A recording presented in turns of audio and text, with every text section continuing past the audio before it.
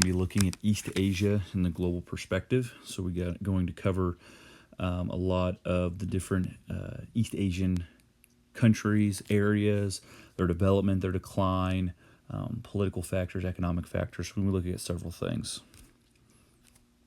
First, here is the instructional objectives for this chapter. So I'm going to give you about 30 seconds to look over those.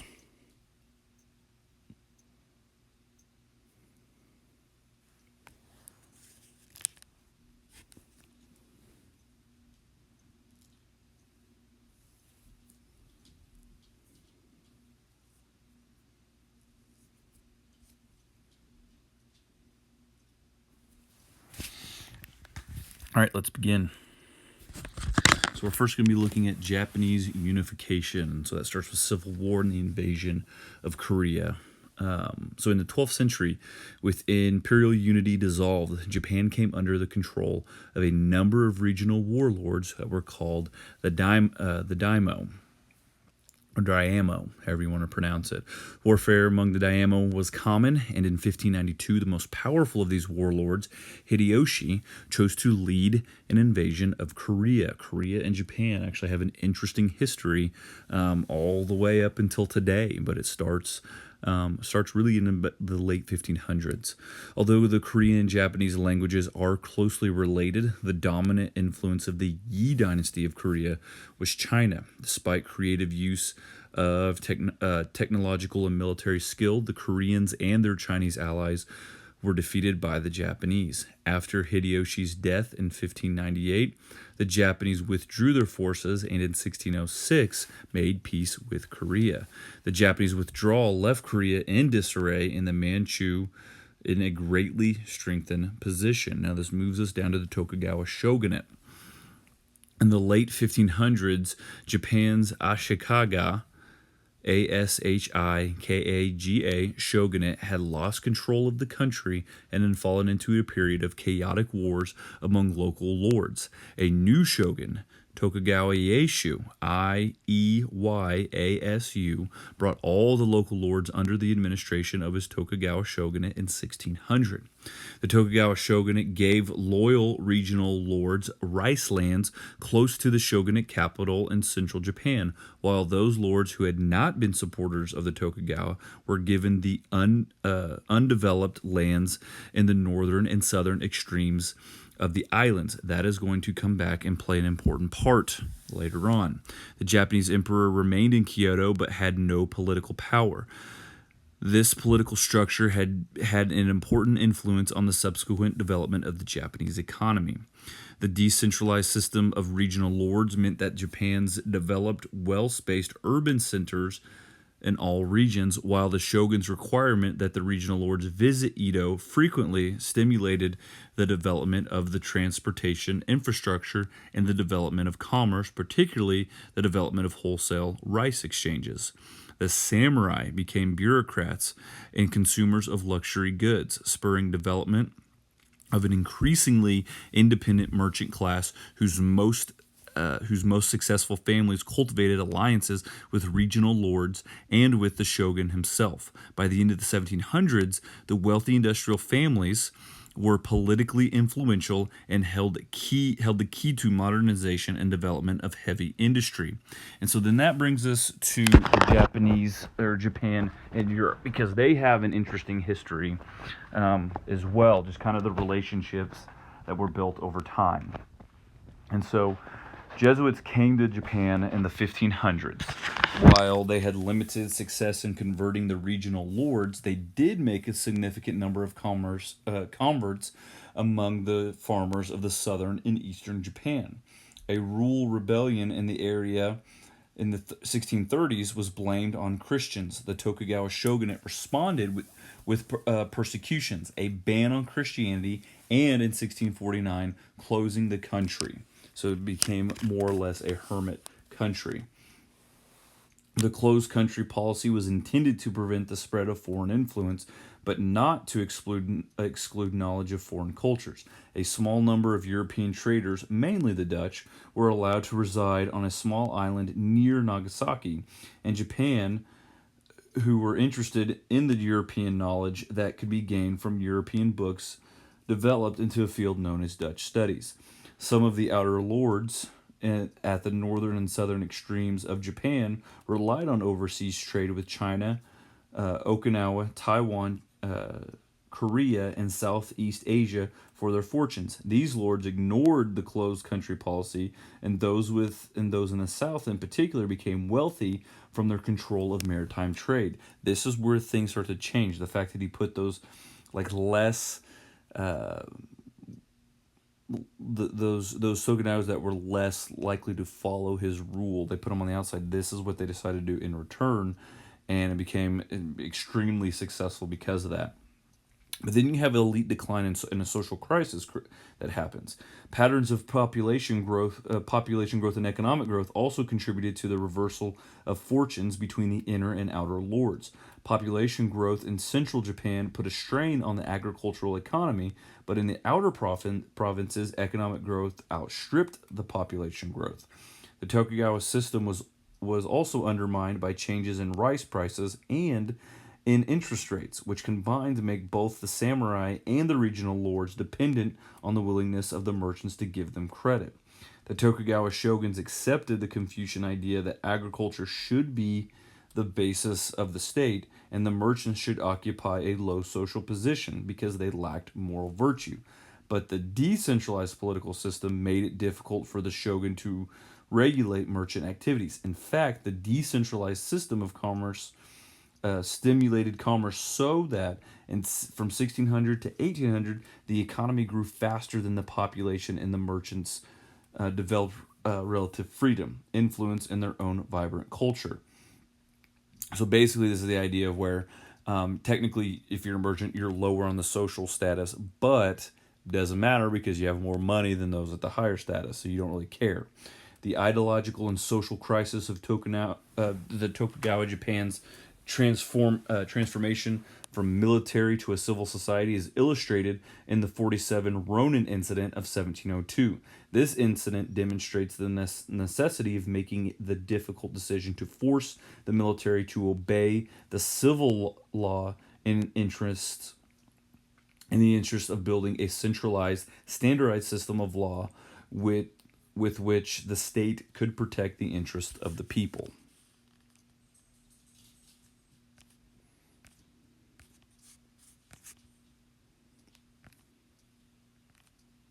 All right, so let's move to the later Ming and early Qing empires. We're going to look at the Ming Empire first, from 1500 to 1644. The cultural brilliance and economic achievements of the early Ming continued up to 1600, but at the same time, a number of factors had combined to exhaust the Ming economy, which meant that it weakened its government and caused technological stagnation. Some of the problems of the late Ming may be attributed to the drop in annual temperatures between 1645 and 1700, which may have contributed to the agricultural distress, migration, disease, and uprisings of the time period.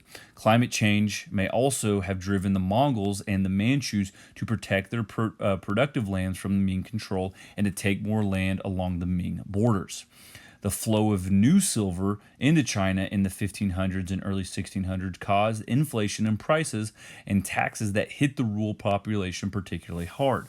In addition, these global causes of the Ming decline, there were also internal factors particular to China. This included disorder and inefficiency in the urban industrial sector, such as the Jingdezhen ceramics factories, no growth in agricultural productivity, and low population growth. So then the Ming collapsed and the rise of the Qing. The Ming also suffered from increased threats at their borders to the north and west. There was the threat posed by the newly reunified Mongol Confederation, and in Korea, the Ming incurred heavy financial losses when it helped the Koreans to defeat a Japanese invasion. The rebellions of native peoples rocked in the southwest, and the Japanese pirates plagued the southeast coast. So they had a number of factors that were causing stress on them. Rebel forces by Ling Zisheng overthrew the Ming in 1644. and the Manchu Qing Empire then entered Beijing, restored order, and claimed China for its own. The Manchu imperial family ruled the Qing Empire, but the Manchus were only a small proportion of the population and thus depended on diverse people for assistance of ruling the empire. Chinese made up the overwhelming majority of the people in the officials of the Qing Empire. And so then this start looking at trading companies and missionaries. Europeans were eager to trade with China, but enthusiasm for international trade developed slowly in China, particularly in the imperial court. Over the course of the 16th century, the Portuguese, Spanish, and Dutch gained very limited access to Chinese trade. But by the 17th century, the Dutch East India Company had become a major European trader in the Indian Ocean. Catholic missionaries accompanied Portuguese and Spanish traders, and the Jesuits had notable success converting the Chinese elites. The Jesuit Matteo Ricci, I'd make sure you know that name, the Jesuit Matteo Ricci, Matteoricci, used the mastery of the Chinese language and culture to gain access to the imperial court. And then you have Emperor Kangxi. Kangxi ruled from 1662 to 1722, took formal control over the government in 1669 at the age of 16 by executing his chief regent. Kangxi was an intellectual prodigy and had a successful military commander who expanded his territory and gave it the highest degree of stability. During the Kangxi period, the Qing were willing to incorporate the ideas of and technology from Mongolian, Tibetan, Korean, and Chinese sources. The Qing also adapted European knowledge and technology like map making, astronomy, and anatomy, as well as pharmaceutical knowledge taught by the Jesuits who frequented Kangxi's court. The Jesuits were also affected by the contact with China. They revised their religious teaching to allow Chinese converts to practice Confucian ancestor worship, and they transmitted the European Chinese technology, including an early form of inoculation against smallpox and management techniques in the huge imperial porcelain factories. And that brings us to the Chinese influence on Europe. The exchange of ideas and information between the Qing and the Jesuits flowed both directions. The wealth and power of the Qing led to tremendous enthusiasm in Europe for Chinese things such as silk, tea, porcelain, and other decorative items, as well as wallpaper. Jesuit descriptions of China also led Europeans such as Voltaire to see the Qing emperors as benevolent despots or philosopher kings whom the Europeans could learn from. And then you have tea and diplomacy. The Qing were eager to expand trade, but they wanted to control it to be able to tax it more efficiently and control piracy and smuggling. To do so, the Qing designated a single market point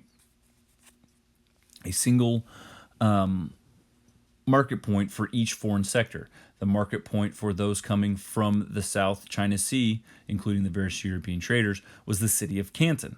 This system worked fairly well until the late 1700s. In the late 1700s is when the British East India Company and other English traders believed that China's vast market held the potential for unlimited profit and thought that the Qing trade system, the Canton system, stood in the way of opening new paths for commerce. At the same time, the British Parliament was worried about the flow of British silver into China and convinced that the opening of the China market would help bring more English merchants into trade and bring about the end of the outmoded and nearly bankrupt East India Company. In 1793 to 94, the British sent diplomatic mission led by Lord Macartney to open diplomatic relations with China and revise the trade system. The Macartney mission was a failure, as were similar diplomatic embassies sent by the Dutch, French, and Russians. And all of this is leading to kind of the decline with the population and social stress. The peace enforced by the Qing Empire was a temporary revival of agricultural productivity due to the introduction of American and African crops. contributed to a population explosion that brought China's total population between 350 to 400 million in the late 1700s.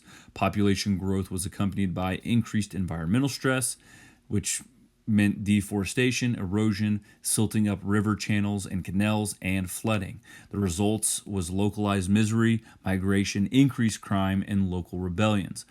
While the territory and population of the Qing Empire grew, a number of officials remained about the same. The Qing depended on local elites to maintain local order, but was unable to enforce tax regulations, control standards for entry into the government service, or prevent the declining revenue.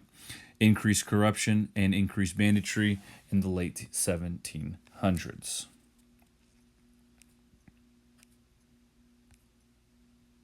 This is a great map showing you just how expansive the Qing Empire was over time. Shows you some of the other areas we previously talked about with Korea, with Japan.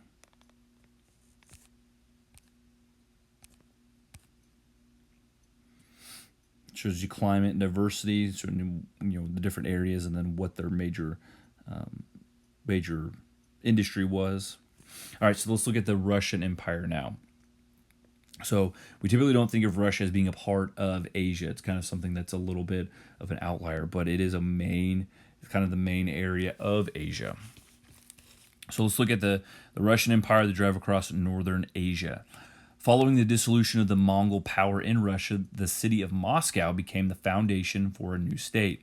Muscovy, which absorbed the territory of the former Kievan state and Novgorod in the west and conquered the Khahantes of the Kazan and Astrakhan.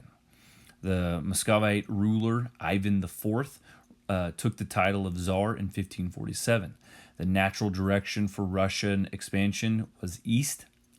Expansion in Siberia was led by armed adventurers who defeated the only political power of the region, the Khahanate of Sibir, which is Sibir, and took the land from a small hunting and fishing groups of native people. Siberia was valued first for its furs and timber and as a penal colony. In the 1650s, the expanding Russian Empire met the expanding Qing Empire in Mongolia, Central Asia, and along Amur. A treaty between the two powers in 1689 recognized Russia's claims west of Mongolia. And so let's talk about Russian society and politics. As the empire expanded, it incorporated a diverse set of people, cultures, and religions. This often produced internal tensions, like we've talked about many times. The Cossacks belonged to two close-knit bands and made temporary alliances with whoever could pay for their military services. Despite the fact that the Cossacks often performed important services for the Russian Empire, they managed to maintain a high degree of autonomy. Threats of invasions by Sweden and Poland and internal disputes among the Russian aristocracy, known as boyars, in the 17th century led to the overthrow of the old line of Muscovite rulers and enthroned the Mikhail Romanov in 1613. The Romanov rulers combined consolidation over authority with territorial expansion to the east. As the power of the Romanovs rose, the freedom of Russian peasants fell. In 1649, Russian peasants were legally transformed into serfs, which is essentially a form of slavery. And then this leads us to Peter the Great. Peter the Great ruled from 1689 to 1725. He fought the Ottomans in an attempt to gain a warm water port on the Black Sea and to liberate Constantinople, or Istanbul, from Muslim rule, but he did not achieve either goal. Peter was more successful in the Great Northern War, in which he broke Swedish control over the Baltic and established direct contacts between Russia and Europe.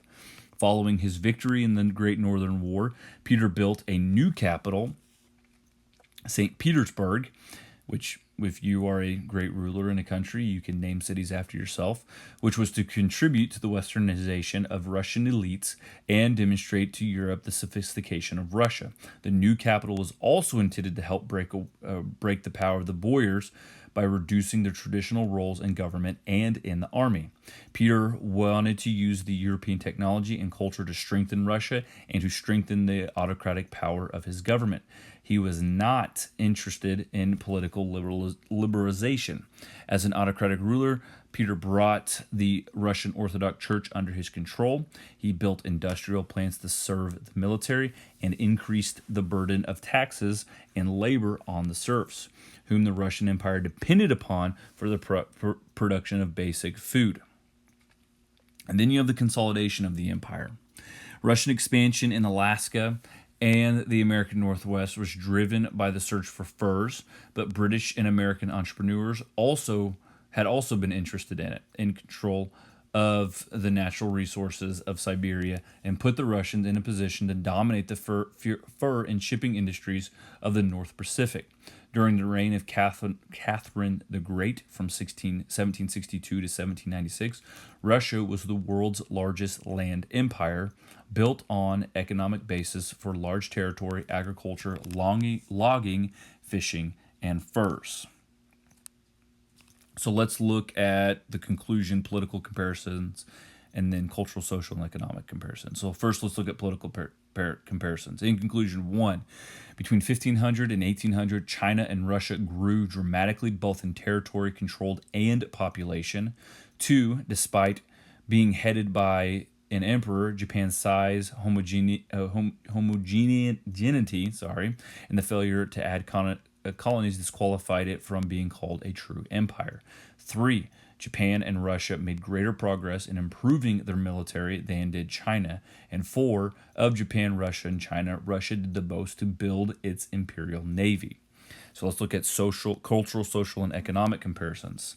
So in conclusion, 1, as they expanded, both China and Russia pursued policies that tolerated diversity while promoting cultural assimilation. 2, while both Russian and Chinese leaders were willing to use foreign ideas and technologies, they tended to see their own culture as superior. And 3, merchants